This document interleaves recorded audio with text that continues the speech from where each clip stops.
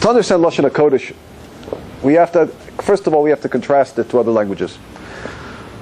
Other languages in the world are symbolic by nature. For example, I look at my socks, and my socks are made out of probably something called nylon. Why is nylon called nylon? Why? Who knows why? What does that mean? Oh, very good. So the DuPont company had a branch in New York and London. So they called it nylon. Is there any intrinsic meaning to nylon? No. You know, if you look at that cord, actually the cord doesn't have it, but if you look at sort of extension cords are made out of something called bakelite. Why are extension cords made of bakelite? What is chemistry majors? What does bakelite stand for? Backup light. What? Backup light? No, not backup light. So what does it stand for, bakelite? Well, actually, it was a Dr. Bakelite who invented it. There's no intrinsic meaning. It's just that's the name of the discoverer. What language is Hebrew the most similar to? Aramaic. Greek. Aramaic? Arabic, Egyptian. Egyptian, Greek. What else? Bukharian. Bukharian, no. English. English. Not Greek. Greek is Latin. Greek is Latin. I'm going to suggest that Lashon HaKodesh, Hebrew, is similar to only one other language out there, which isn't totally similar to it, but is the closest we can get. What language am I referring to? Aramaic. I'm referring to the chemical language. For example, if I wrote the word salt, does salt mean anything? No. If I write NaCl, does that mean something? We know that salt is composed of sodium chloride. Or if I would write this word, H2O, does that mean something? It means water. But what do we know about water? It's contained with 2 hydrogen molecules and 1 oxygen molecule. Correct? The chemical language defines reality from within. The only difference with the chemical language is that the letters themselves, why it's called hydrogen, is random. Why it's called oxygen, okay, it might be a Greek derivative, but you call it whatever you want. But it's close to Lashon HaKodesh. Why? Because you can look at the symbols and define the substance. Now, what I'm going to show you tonight in many different ways is that Hebrew is like no other language in the world.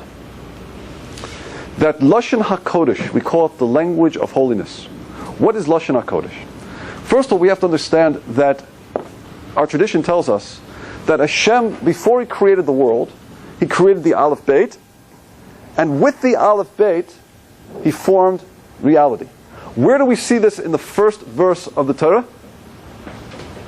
We should see it where? Bereshit bara Elokim et. In the beginning, God created.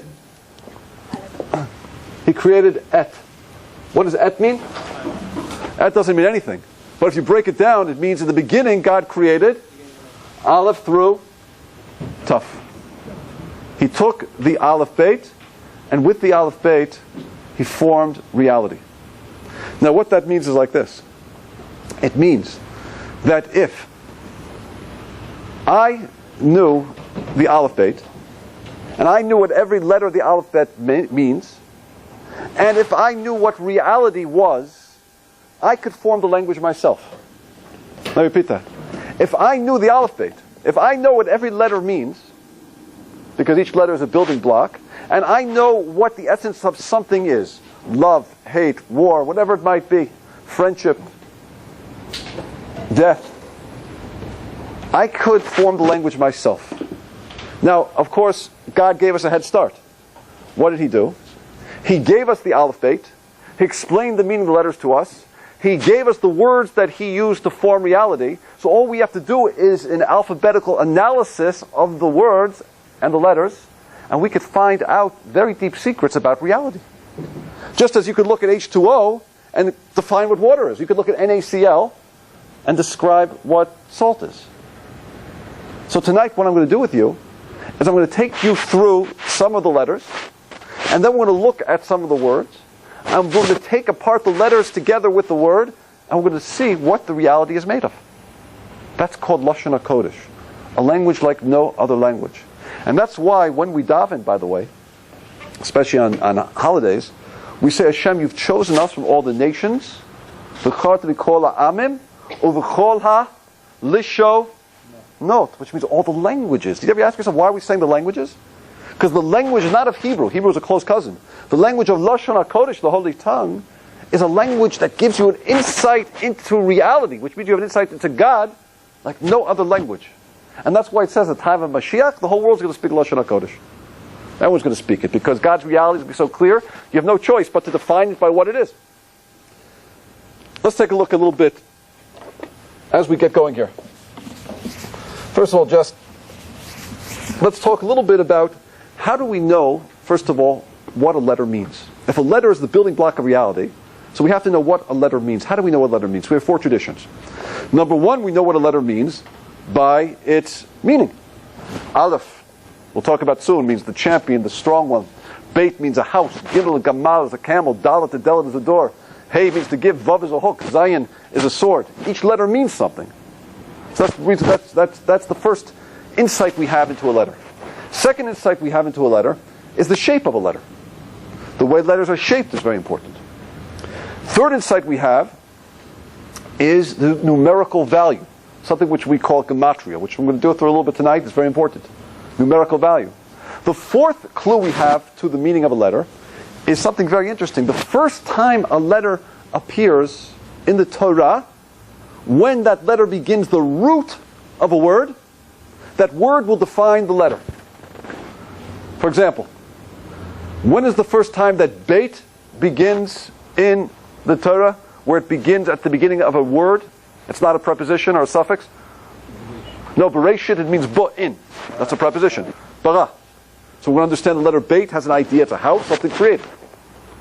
When is the first time we see Aleph in the Torah?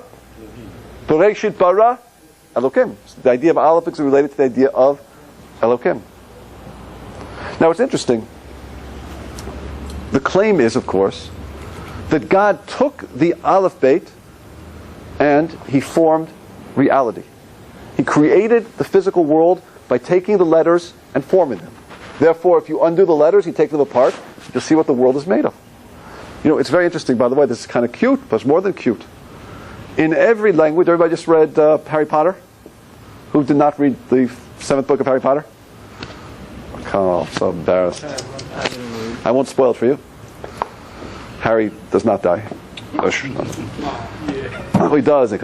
Oh, but in any case, it's... What's the word that every language uses if you want to create something from nothing? What's the word that every language uses? In Russian, what do you say? Abracadabra. Good. In Spanish, what do they say? Abracadabra. In English, what do you say? Abracadabra. In Harry Potter, what do you use to kill somebody? Or if you use an abracadabra curse, something like that? Abracadabra in every language sometimes uses this formula, which means let me create something from nothing. Now, what is our claim? That God created something from, right? Speech. From the language. From words. He took words and created the world. That's why the word for word in Hebrew is what? The word for word is davar. And the word for thing is davar. Same thing. Right? Because a thing is created through the word. God took the letters, made the word, and the thing came to existence. What's the word that we say when you create something from nothing in every language? We say, let me write it in Hebrew. Abra. Abra. Dabra. Abra. Change with the aleph. Abra. Dabra. Abracadabra. This is a statement from the Sefer Yetzirah, a sefer which was composed by Abraham, which Abraham defined the reality of the world. And if we read it and we break abracadabra into what it means in Hebrew, let's look at it. Abara kadabra. I will create as I speak. God formed reality through speech. Abra kadabra. Abara kadabra. I will create as I talk. Just a coincidence that the whole world happens to say abracadabra, isn't it? And our Holy Zohar says God took speech and formed reality. Very fascinating. Well, let's go a little bit into some interesting things now. Let's begin with the first letter of the Hebrew alphabet, which is the Aleph. Now let's first look at Aleph and try to define what it means. Numerically, Aleph is what? Numerically, Aleph is... Can everybody see my Aleph there? Do you like my Aleph? I don't like it so much. Let's do it like this. Okay. Oops. Numerically, Aleph we know is 1. Aleph is also the Aleph. As Hebrew speakers means what? 1,000. Well, that's interesting. Okay, 1,000. The word aluf in Hebrew. Let's look at the meaning of the word aluf. What does it mean? Champion. Well, it could mean a champion, or it could mean a general, right? The head of the army is called the aluf, right? That's a general in the army. Aluf, a general. If you look at the word, you just vowel it a little differently. If you put an E under it, what does ilef mean? Ilef. You say, Hatza'ah me'alefet. Me'alefet means, or it could be to train, ilef. Or me'alefet could mean wise, wisdom. Aleph also is the word for wisdom. Okay? Let's go a little deeper. Suppose we look at the Aleph and we break it into if we spell it out. We pronounce it Aleph, but let's spell it out. How would we spell it? We'd spell it with an Aleph, a Lamed, and a Pei. Okay? Aleph. Let's subdivide it a little bit. El in Hebrew. What does El mean? El means power. Power. For example, Lavan says in the Torah, he says, Yesh lekel biyadi, yesh le'el biyadi. There's power in my hand. El means power. The letter Pei. What's a Pei in Hebrew? A Pei is a mouth. What does a mouth do? What's the job of a mouth? To speak, to express things out. So what does Aleph mean? Aleph means power expressed. One of the scriptures of God is Aluful Sha'olam, the one who's constantly empowering the world. We understand that if God would cease to empower the world for one moment, the world would cease to exist. Hashem is the Alufo Sha'olam. He constantly expresses His power out at every moment into the world. So we understand that Aleph actually always has to do with Hashem. It always represents the most spiritual point of reality, which is God. How do we see it? Of course, numerically it's 1. God is 1. It means aluf, which means the general, the champion. It means ilef, which means wisdom. But let's go a little deeper. Supposing we were to write out these letters over here. We took this aleph here and we wrote aleph. Let's try it up here. We wrote like this. Aleph, Lamed, Pei. Right? Aleph. Let me cross the last. Because I remember what we wrote here. If we wrote it out, we would write it like this. Aleph, Lamed, Pei. Okay? Right? Aleph. Just writing it out. Aleph, Lamed, Pei. It's interesting. What does the letter Lamed mean? Lamed means to teach. What did we say Pei means? Mouth. Where is the origin of speech? The origin of speech has to do with something very spiritual to the human being. As we look in reality, we know that no other animal could speak except the human being. In fact, the Torah tells us, when did we develop the ability to speak? When we received the neshama. When we received the neshama, we became a ruach b'mallah, which means a creature that can speak. Speech is a function of having a divine spark inside of us. It's interesting. Aleph Lamed Pei means God teaches the mouth. Speech is a function of the divine aspect of who we are. So do we see how it works? Aleph, when you see it, will always bring us right back to God. Take a look at the gematria a little bit. If you look at the Aleph, it's composed of 2 yuds and a vav. What is the numerical value of yud? 10. What's the numerical value of vav? 6. What does it equal? 26. If you spell God's name, yud, hey, vav, hey, what do you have? Yud is 10, hey is 5, 6 is, vav is 6. Do the math. 5, 6, 5, and 10. 26. You hear how it works? With composed within the letters themselves, it brings you right back to the point of God. Now take it a little deeper than that. Let's do a little bit of a gematria. On the other side, Aleph Lamed Pei. The gematria of Aleph is what? 1. Gematria of Lamed is 30. Good. Gematria of Pei is good. Add them up for me, somebody. 80, 31. 111. 111. Back to the 1. 111. Aleph always brings you back to the point of God's oneness. Whenever an Aleph will occur, anywhere in Lashon HaKodesh, therefore it will always refer to Hashem. See how it works? Now it's interesting, by the way. If you were to spell Aleph backwards, put the Pei first, Lamed second, and Aleph, Pele. What does Pele mean? Pele means a wonder, amazement. Why is that? Because if you want to understand Hashem in this world, you're never going to get there. The finite mind can't comprehend the infinite. Therefore, you're going to look at this world and you have to realize there's always going to be wonder. There's always going to be amazement. There's always going to be Pele. You could use your mind to go as deep as you can to try to perceive God, but don't think you'll get there all the way. Recognize there's going to be Pele. God this way is Aleph, backwards is Pele. Understand there will be parts of life that the human mind will not be able to comprehend.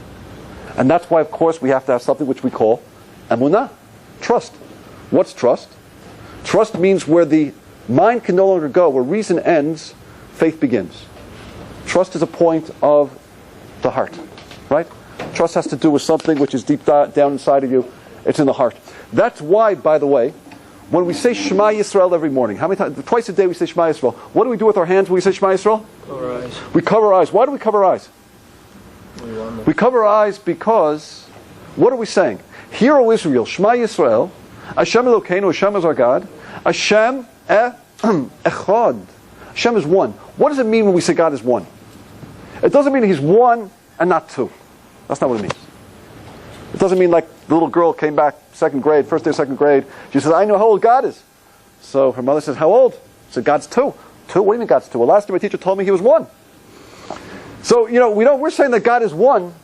It doesn't mean He's one and not two. That's not what it means.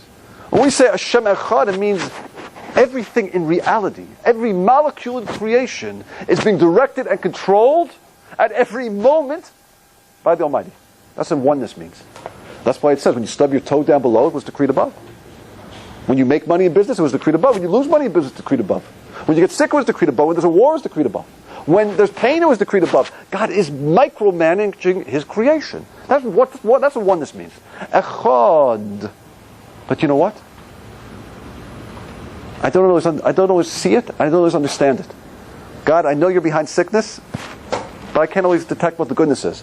God, I know You were behind the Holocaust, but I'm stuck. I don't always know what the goodness is. I know You're behind all the homicide bombers in Eretz Yisrael, but I can't always perceive the goodness. So what do? I take my hand, I put it over my eyes, and I say, Echad. God, You're one, but I'm in darkness. I have to be emotionally real with myself. Part of understanding You means that I have to accept the Pele, the wonder, the amazement of what I cannot understand. I have to let my heart go where my mind can't go. Now listen to me just for one moment. What's the color that we have in Hebrew that illustrates trust in God? What color? Nope. Close. White. Why white? When you look at white, the white light, is white light really white, or when you refract it under a prism, what do you notice? You notice Roy, G, Biv. Red, orange, yellow, blue, green, indigo, and violet. But you know what? Those colors are hidden. Right? White means what my eye perceives is only a small part of the reality. The real texture, the rainbow of what's really there is hidden. And that's where trust has to come in and perceive what the mind can't perceive. What color represents intellectual analysis of God? Blue. Why? Why blue? Because apparently blue is the furthest out the eye can see. When you look in a distance, the sky appears blue. When you look at the ocean, it appears blue. But really, Roy G. Biv tells us, right, red, orange, yellow, green, blue, indigo, and violet. There are two more colors behind it, right? But the farthest you can use the mind to go with physically is the blue. It represents the idea of using the mind to go out, introspect, understand. White symbolizes the idea of having trust. That's why on our tzitzis, what colors do we have? White. We have white and blue. How many strings of white do we have? 7. How many strings of blue are we supposed to have if we would find the clam that we produce the blue from? 1. Why? Because take that string of blue, look and search and try to find God in the world, but recognize and remember that it has to be wound around a cord of trust. Because life is about Pella, right? You're never going to find God, you're never going to understand God fully. You're going to have to accept it and trust and understand there's going to be an amazement. Use your mind, go as deep as you can, but the infinite mind can't understand the finite. Now it's interesting, by the way, what word is the word for white in Hebrew? Hebrew speakers? Lavan. Beautiful. What two-letter root do you see in the word Lavan? White? Lev. What does Lev mean? Heart. That's interesting. Nun. Nun's an interesting letter. You know why? It's the longest letter in the Hebrew alphabet. It's the idea of going as deeply as you can into something. A nun means a grandchild. Something that goes out and out and out from you. What does Lavan symbolize? The idea of taking your heart and letting your heart go as deep as you can. That's why it symbolizes trust. Blue. What's the word for blue in Hebrew? The word for blue is chachol. Look at this. Chachol. Chachol is blue. Did I spell it right? I hope. Chachol is, what does koach mean? Strength, power. What did I say labed means? To study, to learn. It's the power of learning and studying. Blue represents the idea of trying to perceive God with your mind. The power of learning. White symbolize lev nun. Taking your heart and go deep with your heart. That's why it represents trust. Do you hear everything interconnects? Okay, let's go a little deeper now. We haven't gone deep already. Go a little deeper.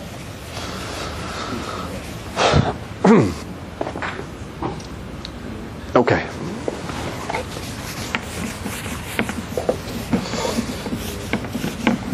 Oh, one small thought we have to keep in mind. We mentioned that Aleph means numerically is 1 and is also Aleph, which means 1,000. Wait, if God is all about 1, why does the same letter mean 1 mean 1,000? And not only that, what is the first time God appeared? First time the letter Aleph appears in the Torah? Bereshit bara Elo Kim, which is good because it's good. Why? Because Elokim, of course, is one of the names for God. Yeah, Elohim, Elokim. So of course we know the first time the letter appears teaches us the meaning of the letter. So everything is consistent. True. Only one problem. Elokim is in the plural, correct? Yud Mem is the plural ending, and it seems that Aleph also means 1,000. I thought God is all about oneness, not plurality or 1,000 or multiplicity. Where did I first hear this question? About a little while back, I was coming back from a lecture here, and I remember it was about 11:45 at night, and I was exhausted. And somehow Hashem always does this to you. You find this, Hashem never seems to test you like when after you just had a nap. Have you noticed that? Hashem never tests you when you've rested and you took a shower and you're ready to go, like, oh yeah. When does Hashem test you? He always tests you when everything is like, when you're exhausted and you're not feeling so well and your head hurts, right? And you haven't had supper, then you get a test. So I'm just exhausted, I hadn't had supper, my head was killing me. I just wanted to go home. I get a call from my wife, and she says, there was a certain girl, a Russian girl, who got involved in Christianity. And we've been trying for a long time to speak to her, to try to bring her out. She said, we never, no avail, we couldn't get her to speak to us. So at 11:45 at night, my wife calls me up and she said, she's here at the house right now. I said, who's here? She said, the girl, she wants to discuss Judaism with you. I said, that's great. So the one problem, she said, she's brought her priest with her. So I said, my wife said to me, I said, like, what do I do with the priest? So I said, I said, I'll be there about 25 minutes or so. I don't know, I said, make tea or something, And my wife's like, gives me this, like, hangs up the phone on me. I don't know, what was it? But yeah, I feel so bad for my wife. She's from a nice religious family, nice from girl. She marries a guy like me. Has to end up with priests at her door at midnight. She wasn't trained for this exactly. And but in any case, the guy sits down. Very nice guy. I remember his name was Don. And he sits down and he starts speaking very polite to me. He said, "Rabbi, surely you have to understand why we feel that God can be the Father and the Son. Does it not say that the first time we see God in the Torah, it says Elohim, which is plural? Isn't that a hint that God could be both two, Father and Son?" That's what he said to me. So I said to him, "Don, get out of here." No, I didn't say that. Sorry, I was thinking. But what I said to him was, I said, "You look in the world, don't you? You see, what do you see? Well, let's analyze the world for a moment. We see many forces, don't we? We see a sun which is 93,000 miles away. It's perfectly calibrated with the exact angle to the Earth, that if the tilt was just a fraction one direction, the Earth would burn over. If it was a fraction the other direction, the Earth would freeze over. We understand that what happens, of course, the sun takes the water from the oceans, causes evaporation. That evaporation produces clouds. Then we have another force in the world called wind, which takes the evaporated cloud from the ocean, blows it over dry land, where we need rain. And then we have another force in the world called rain. And what happens is the gravity will allow the rain to fall. I said all these forces, the sun, the wind, evaporation, gravity, are these all separate forces, or are they operating in harmony? So they're operating in harmony. I said, well, we can understand why, therefore, Elohim is in the plural. That God is the master of all these forces. There are many forces in the world, many powers in the world, but they're all unified by one force. It's something which we call a unity in multiplicity. There are multiple forces all unified by one force. That's why it's spelled Elohim. Not to say, God forbid, that God divides himself into different formations, but that there's one unifying force behind all the powers. And look at all those powers, but bring it all back to the Echad. There's no contradiction to the 1001. They're all unified by one force. The meeting went okay till I tried to get a private meeting with her, and then he said no. He wouldn't allow it. Okay, let's go now. Let's go a little further here.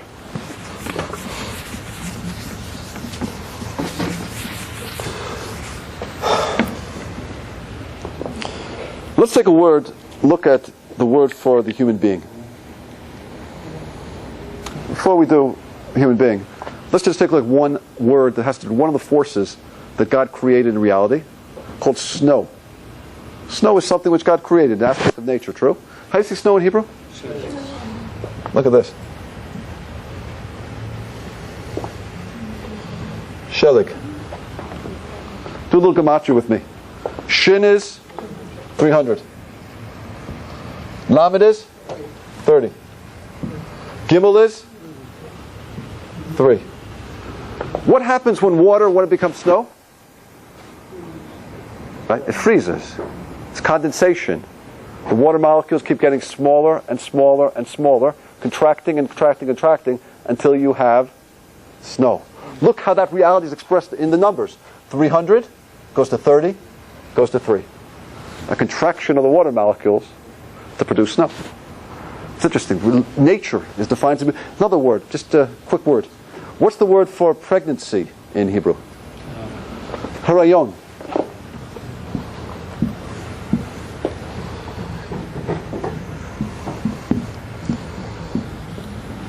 Let's do a little mathematical analysis of it. Hey is what? Reish is 200. Yeah? Did I spell correctly? Yeah, there is no vav. No vav. No vav. Well, how do I spell? Pregnancy?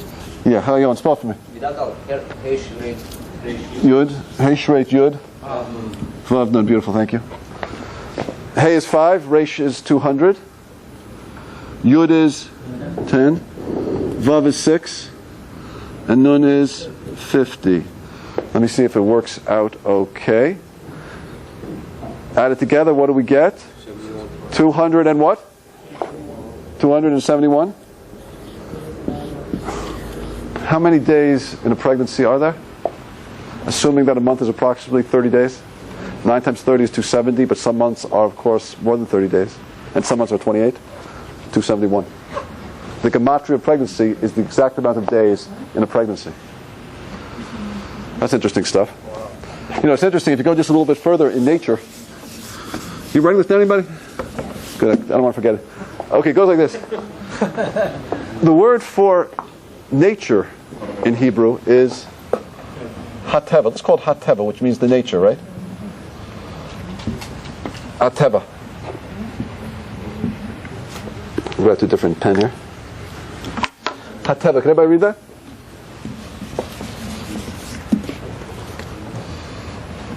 Hateva. Hateva, nature, the nature. Little gematria of Hateva turns out to be what? Ayin is 70, Beit is 2, 9, Tet is 9, Hey is 5. Do the math for me. 86?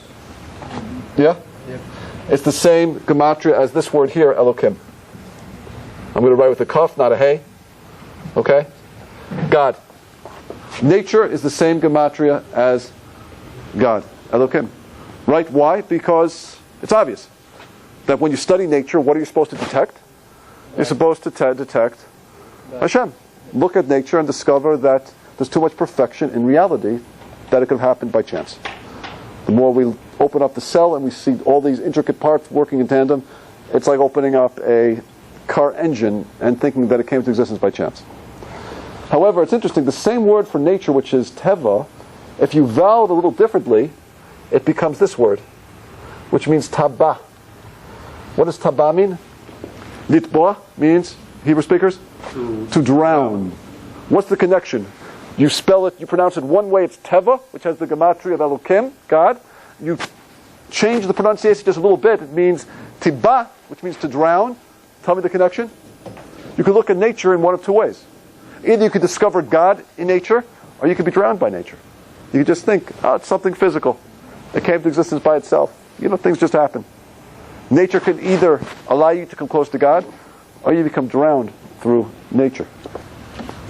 You know, that's the free choice of the human being.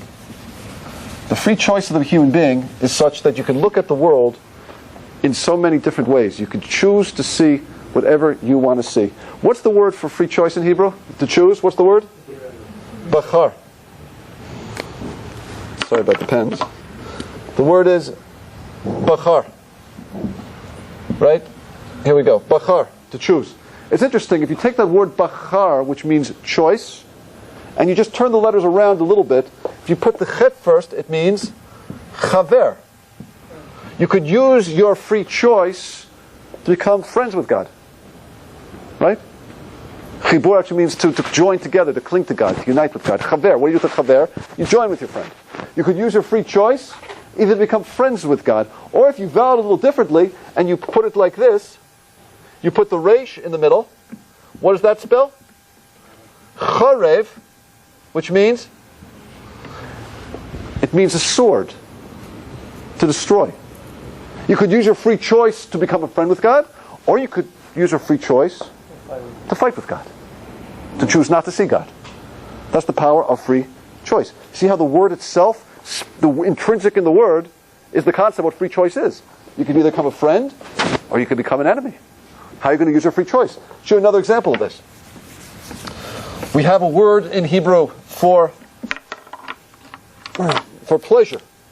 That's the word called onig. Right? Onig. It's interesting. Onig means pleasure. Aleph Nun Gimel. You put the letters a little differently, and you spell nega. What does nega mean? Nega means a disease, an affliction, a blemish. Right? You could either use the joy of this world to get close to God, or you could, the joys and pleasures of this world become like an affliction, something which takes you away from God. I'll give you another example. We have a word in Hebrew called shefa. What does shefa mean? Shefa means, can everybody see that? Shefa means abundance, plenitude. I have a shefa of money. You put the letters a little differently. Put the pay first. What do you get? Pesha. What does pesha mean? Pesha means sin. Money can either be shefa, in abundance. You misuse your money. It can be a pesha. It could be poshea. I could sin with it. I'll give you another example of what I mean. The word for somebody who's rich is somebody who is has osher. Let me write it in big letters. Someone who is an ashir, right? He's rich. Let's see, he has osher, which means wealth. Okay? It's a great thing to have money, is it? Oh, sorry, I spelled it wrong, sorry. It's, right. To be, yeah, I spelled it right, I'm sorry. Usher. He has wealth. He's ashar. He's wealthy. Well, let's see. Is wealth a good thing or is wealth a bad thing? Depends what you do with it. Put the resh first and it spells Russia. Russia means someone who is evil. Do you hear that? How in every word you have free choice to decide what you're going to do with it. The reality of this world is everything I can utilize my free choice to get close to God or disconnect from God. See how it works? Every word works like that. The design of the language is so phenomenal.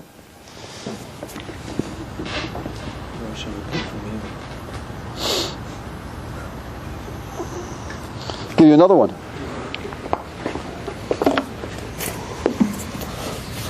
How about the word for pain in Hebrew?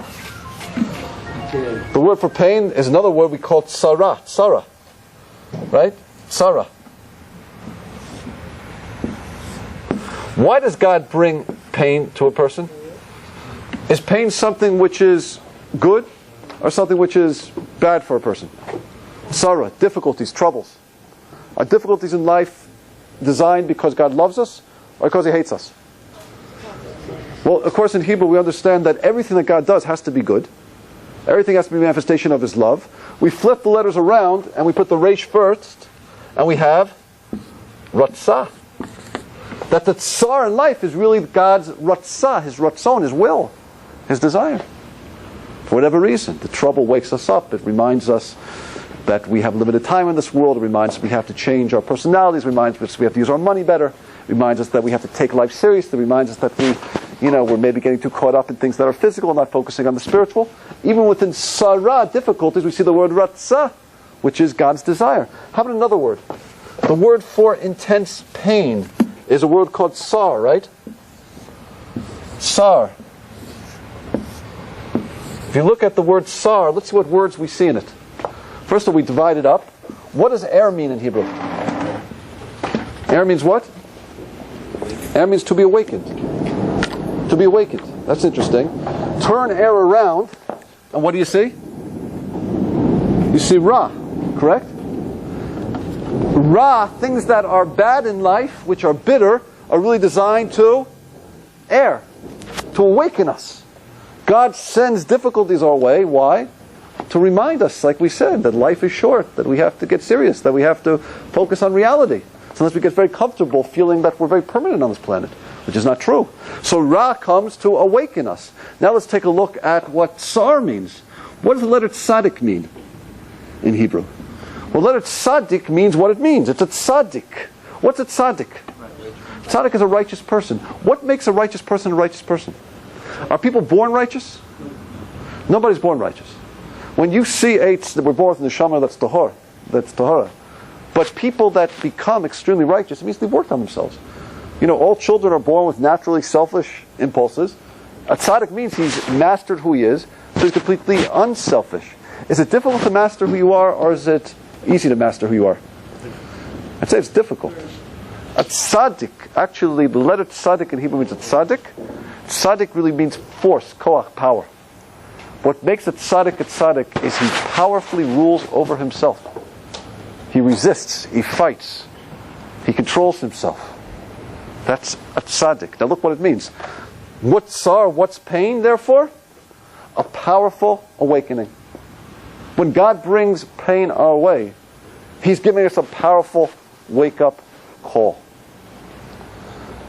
Here it works, everybody? Let me ask everybody a question. Is there such thing as punishment in this world? Is there such thing as punishment in this world? Absolutely not. Punishment is not a concept that applies to this world at all. Everything that God gives us in this world is designed in order to help ourselves correct, to grow, to direct us, to help us fulfill our potential. Punishment, as we understand punishment in terms of you did something wrong, there's a consequence, that is a concept that might apply to the next world because there has to be consequence to our action, otherwise life is meaningless. But in this world, there's no such thing as punishment. Everything that God brings our way is designed in order to help us correct ourselves, to fix ourselves up. Alex? Why would the word in the Lashon HaKodesh tzar? Sar. Well, what does sar mean? As we defined it. Sar means pain, means a powerful wake-up call. Analyze yourself. Do tshuva. Reflect, grow. You're off on the wrong path. You're getting too caught up in your money. So I'm going to take away a little money. It would hurt so much when I lose money in the stock market. But God, maybe you're trying to teach me that money's not what it's about. Maybe it's about serving you. I'm getting too caught up in the physical world. It's a powerful wake-up call to get reality clear. Let's look at the word for punishment in Hebrew. There's a word that we have, but what's the word? Let's analyze it. Who knows the word for punishment in Hebrew? The word is this word, onish.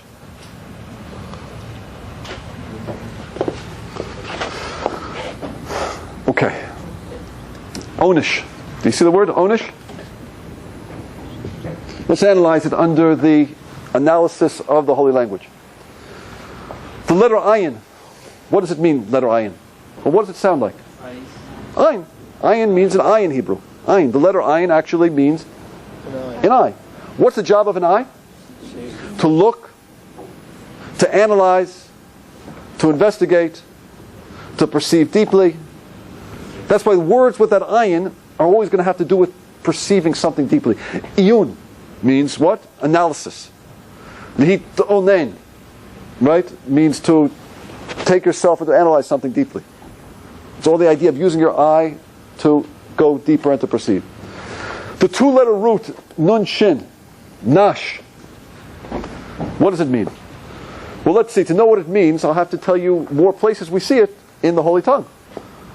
For example, an eagle in Hebrew is called a nesher. Good. If you take a sheep and you want to shear the sheep, meaning you want the wool to fall off, how do you say that in Hebrew? Nisher. Correct? Ninasher. Okay? What's the connection here? Nesher is an eagle. To shin a sheep is nisher. Give you another word. It says in the Torah that it's a case where, let's say a person takes an axe and he brings the axe over his head like this. The axe handle goes flying off and hits somebody and kills the person. So a person has to go to what's called, he has to go to an Ari Michlat, city of refuge. That case of the flying axe handle in the Torah is called Nashel Hagarzen. Nashel Hagarzen. 3 examples. All contain the root nun shin. Let's analyze it for a second. Nesher, eagle, means what? Why is a bald eagle called a bald eagle? Well, ornithologists, I'll tell you something. An ornithologist is someone who studies birds. If you look it up, bald eagles aren't born bald. They're born with a feather over here, but guess what? The feather falls off. That's why it's called a nesher. Something has fallen from the reish, fallen off. Nisher, when you shear a sheep, you're taking the wool and you're having the wool fall behind. When you take an axe handle and you bring it back and the axe falls back, nashel hagarzen, the falling back of the axe. The nun shin root in Hebrew always means to fall back. Let's analyze the word punishment now. Onish. What does it mean? Do the analysis for me. Onish. Something happens in life. It's painful. You lose money, you have sickness. The car gets into an accident, chas v'shalom, right? Gesundheit. Yeah. Things happen in life that are painful. God, what are you doing? I feel like such a punishment. Wait a minute.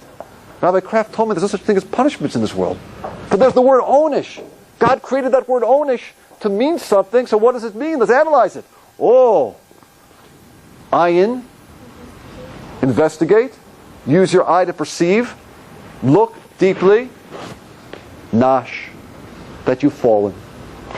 Ayin, nash, perceive that you've fallen back. Get up. It's not to punish you. There's no such thing as punishment. God's trying to correct us. Get back on track. Look that you've fallen.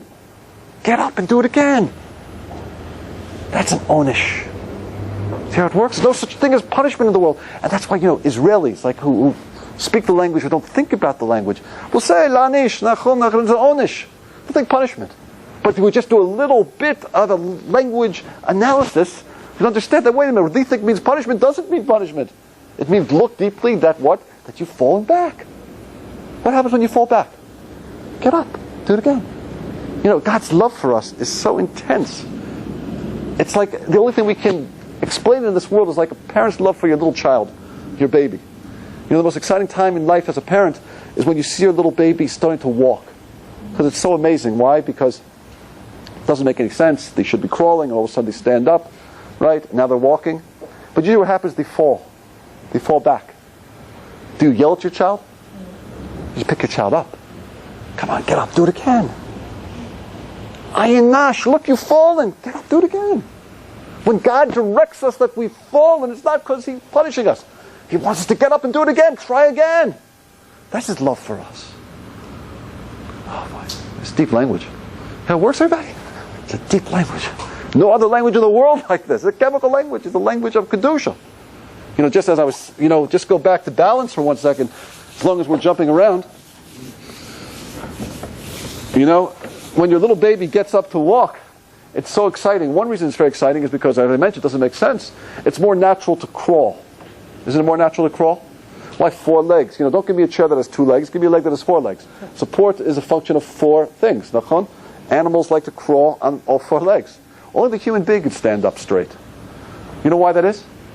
Because the human being has a detector that determines when they're off balance. Right? Where is that detector? It's in the ear. Right? The balance is in the ear. How do you say ear in Hebrew? You say ozen. Ozen. Right? Now ozen means ear, correct? Ozen means ear. It's an interesting word for ozen. Why? Because it's the same root in Hebrew as izain. What does izain mean? Balance. How did the Hebrew language know that the place of balance in the human body is in the ear? When did modern science discover it? About the turn of the century. A little later even. About 1920. How come the Holy Tongue has known this for the last 5,765 years? Because the creator of reality defined it. The ear is the source of balance in the body. But it's even deeper than that. It's the point of physical balance, and it's the point of spiritual balance. What do you do when you feel unbalanced in life? You feel you're not doing what's right. What do you do? Well, you what? Music. Music is one way. You feel that you don't know what you're doing in life. What am I doing? Doing the right thing? Am I doing the wrong thing? I don't know what to do. Listen to the voice. Yeah, you listen, right? Go and listen. Ask somebody advice. Now, the person that you're going to ask for advice, of course, hopefully will be somebody who can give you advice, which is advice from God, which is the Torah. So hopefully you'll speak to a rabbi, you'll speak to somebody who knows, somebody who's wise in the ways of God, which is the ways of Torah. Now, if you look at that little analysis, what do we say Aleph means? Aleph means? Of course, we know that Aleph means God, right? The letter Zayin, if we spell it out, means Zan. What does Zan mean in Hebrew? Hazan es ha'olam kulo v'tuvo, nourishes. Nourishes. Zan. And Nun is, the first time you see in the Hebrew, in the Torah, refers to Nefesh, which means the body. Nefesh. So if you spell the letters out, right? Aleph, Zan, Nefesh. God nourishes the person. The point of physical balance is the ear, and the ear is the point of spiritual balance. Nice?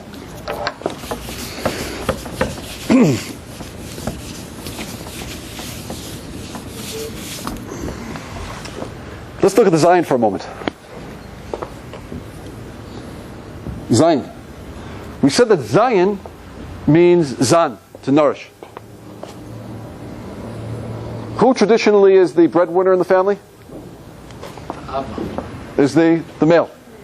Zion also means like a Kli Zion, which means a sword. Who is usually the person in the family responsible for protection? The man, the male. Where's the first time we see the letter Zion in the Torah? We see it in the word Zera. What does Zera mean? Seed. Who supplies the seed in creation? The man.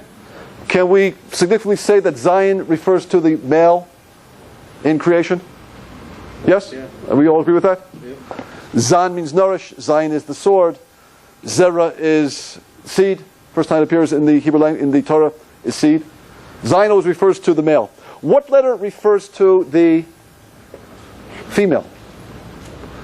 It's this letter right here. Gimel. Now let's analyze the Gimel for a moment and see why. We're going to do the Gimel in sorry. Gimel. Okay, this is the Gimel. Is that good, Gimel? Yeah, that's great. Gimel. Gimel, if we spell it out, means what? It means Gamal, a camel. One thing it means, of course, is a camel. What else does Gamal mean? Gimel. Gamal Chasadim. A Gimul Chasadim. What does Gimul Chasadim mean? Gimul Chasadim means kindness. It's interesting. If you vowel it a little differently, you have Higamel. What does Higamel mean in Hebrew? It means to wean a child off milk. Gimel means to do kindness, and you just vowel it a little differently, and you have Higamel, it means to get a child off of milk. Now wait a minute, that seems to be a contradiction. The same letter that means kindness is the same letter that means to stop giving a child kindness. What's the connection? Kindness. What's the greatest kindness you could do for somebody? To create them to be self-sufficient. That's why the letter that means kindness, Gamal, Gimul, means kindness, Gimulut Chasadim, is the same word in the Hebrew language that means to stop doing kindness. Because the greatest kindness you could do is to help somebody be self-sufficient. That's why the Rambam says the highest level of charity is when you can set somebody up in their own business.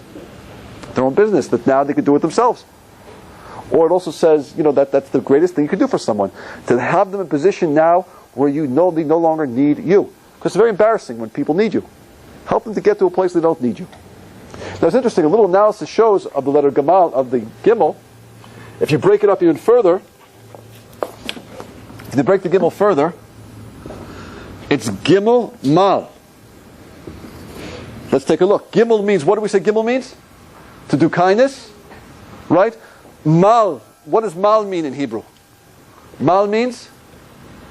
Well, it means a couple things. Mal means to, like milah, to cut off, right? Do kindness to the point where the person can be cut off from you. That's the highest level of kindness. True? Where's the first time that we see the letter Gimel in the Torah?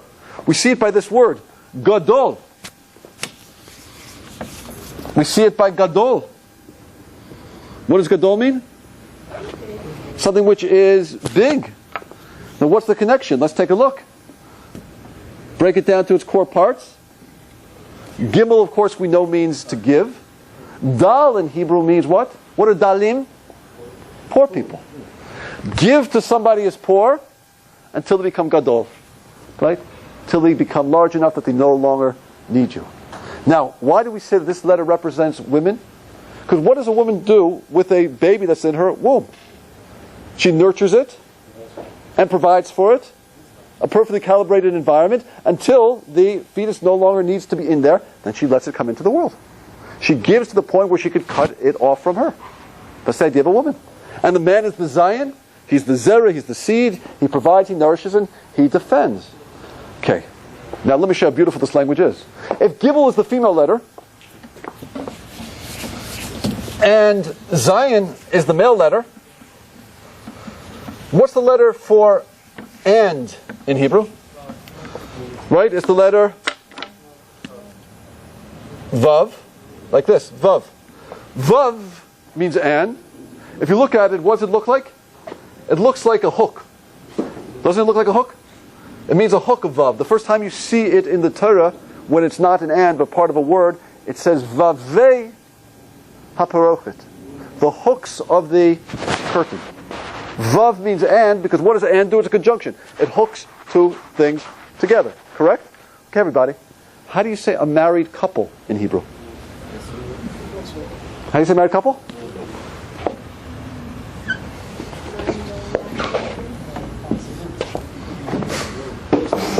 Zug. Zayin is the male letter. Gimel is the female letter. Hooked together by a vav. Zug. See how it works? There's no language like this. It's an unbelievable language. It defines reality. Let's go a little deeper. Have we gone deep enough, or we want to go deeper? Just a little more. A little deeper.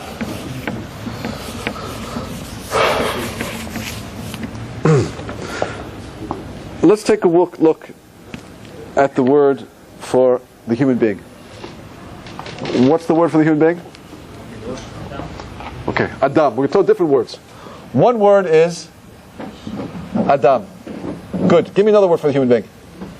Another word is Ish. Good. Give me another word.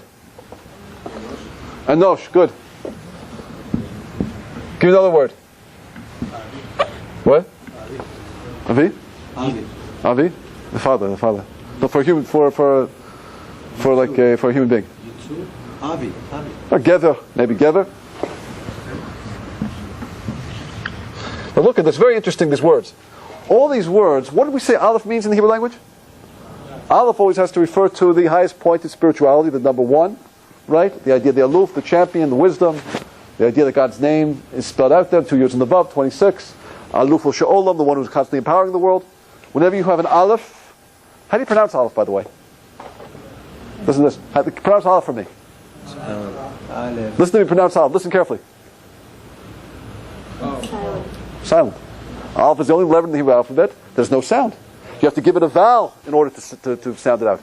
Every other letter, of course, has a sound. Right? Aleph, there's no sound because it's something totally spiritual. Beautiful? Now listen, all the letters for the human being all have to do with how they relate to the Aleph. Let's see. Adam means the Aleph rules over the Dam, the blood. It's a high-level person. And Ish means Yesh Aleph.